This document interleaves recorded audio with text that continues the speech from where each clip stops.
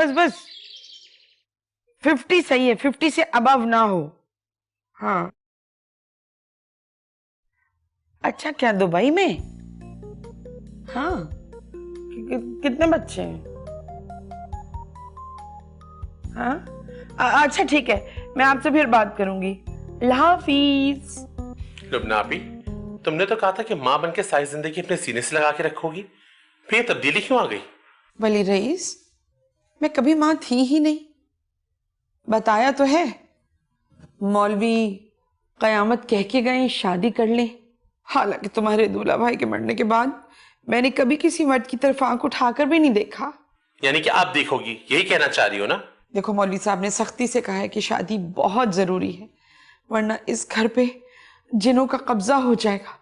खुद देखो कैसे अजीब अजीब वाकयात इस घर में रूनुमा हो रहे हैं। कल को कुछ बहुत बुरा हो जाए, इससे पहले मौलवी साहब की बात मान लेनी चाहिए। तो ये बोलो ना कि तुम्हें रोशनी की किरण नजर आ रही है।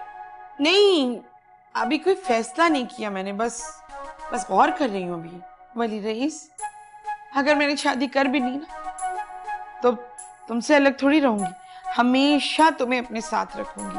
वो मौलवी जाली है। अच्छा, पहले तो तुम कह रहे थे कि बहुत पहुंचे हुए। ये वो मौलवी नहीं है, ये वो जाली मौलवी है। वो वाले शहर से बाहर गए हैं। जल्दबाजी मत करो, कहीं कुछ उल्टा सीधा ना हो जाए। इस उम्र में जो भी मिलेगा लालची मिलेगा। एक अमीर बेवा को देख के लोग उससे शादी नहीं करते, उसकी जायदाद और दौलत से शादी करते हैं। और सोचो, अगर शादी के बाद उसने बंदूक की नोक पे रख के तुमसे ये मकान अपने नाम करवा लिया, धक्के देके बाहर निकाल दिया, तो कहां जाओगी? कभी सोचा है तुमने? लेकिन वली रईस, मैं ऐसे तो शादी नहीं करूंगी। पहले अच्छी तरह छान फटक करूंगी, फिर शादी करूंगी, फिर हाँ करूंगी। भाई तू फिक्र मत कर, मैं किसी ऐसे वैसे शादी नहीं करूंगी। यानी करोगी जरूर? अरे तो तेरे कलेजे में क्यों आग लग रही है? मैं बेवा हूँ, जवान हूँ, खूबसूरत हूँ। अगर शादी करनी पड़ भी गई तो तुझे क्या इससे?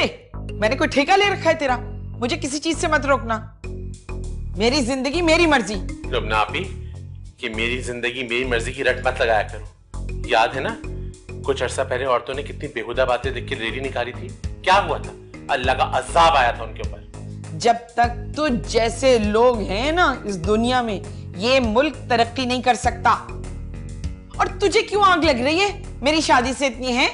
सारी जिंदगी तुझे संभालने में गुजार दूं, अपनी जिंदगी ना जीऊं, ऐसे ही मर जाऊं। याद है दूल्हा भाई के मरने पे तुमने क्या कहा था? क्या कहती थी? कि मैं बेवा हो गई हूं? ये नहीं कहा था, कुछ और कहा था। क्या? कि मैयत वाले दिन उनके दोस्त मुझसे नंबर मांग रहे थे और कह रहे थे कि आप फिक्र मत कीजिए, आप अकेली नहीं, हम सब आपके साथ हैं। अरे नहीं भाई, तो फूट भी ना। लुबना आपी, तुमने कहा था वली रईस अब मैं बेवा हो गई हूं, अब हम दोनों बहन भाई सारी जिंदगी साथ रहेंगे, खूब एंजॉय करेंगे। और दूल्हा भाई के मरने के अगले दिन तुम शाम देर तक सो के उठी थी, और उठते तुमने क्या कहा था? वली रईस, हालांकि मुझे उनके मरने का दुख जरूर है, पर पता नहीं कि मुझे हल्का फुल्का महसूस हो रहा है। ना सुबह सुबह किसी ने चाय बनाने के लिए उठाया, ना किसी ने पूछा कि देर तक क्यों सो रही हो, उठी क्यों नहीं, उठ भी जाओ। याद भी है कि भूल गई, और ठीक एक माह बाद तो मुझे कोमरी ले गई थी, और यहाँ लोगों को बताया था कि दादा दरबार जा रही हो। हाय हाय हाय हाय, वैसे तेरी मेमोरी बहुत तेज है, सब याद है ना तुझे? हाय कितना मजा आया था ना, तू कितना डरा था चेयर लिफ्ट में बैठने से। और हमारे चेयर लिफ्ट से सामने आती हुई चेयर लिफ्ट में सायमा बैठी थी, और देखते ही देखते हम दोनों के एक दूसरे से प्यार हो गया। और उसने बहाने से अपना फोन नंबर जोर जोर से चीख चीख के बताना शुरू कर दिया ताकि मैं नोट कर लूं। और लोग ये समझे शायद वो गिनती गिन रही। अहे, इतनी अच्छी बातें करते करते तू भी क्या टॉपिक ले आया? तो तुमने मेरी शादी क्यों नहीं की? क्या बुराई थी उसमें? सबसे बड़ी बुराई तो ये थी कि वो आवारा थी।